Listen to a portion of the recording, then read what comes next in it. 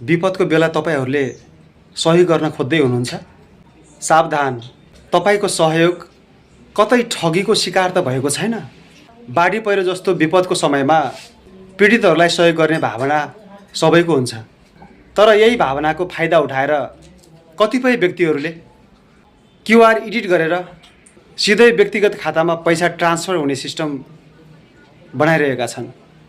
यस्ता खालका ठगी धन्दाहरू यो विपदको समयमा पनि धेरै मान्छेहरूले ठगी धन्दा चलाइरहेका छन्। यो विषम परिस्थितिमा कुनै व्यक्तिले पठाएको क्युआर देख्ने बित्तिकै पैसा ट्रान्सफर नगर्नुहोला।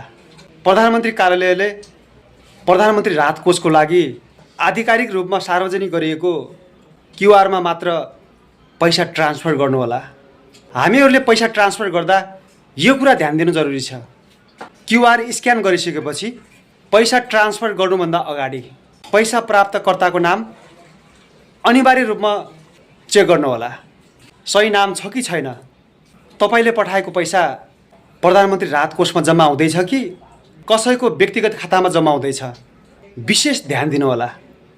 यो विपदको समयमा आफ्नो क्षमताले भ्याएसम्म सहयोग गरौँ, तर सचेत भएर मात्र। तपाईँहरूलाई सजिलो होस् भन्ने हिसाबले मैले प्रधानमन्त्री राहत कोषको आधिकारिक रूपमा सार्वजनिक भएको क्युआर मैले स्क्रिनमा राखिदिनेछु।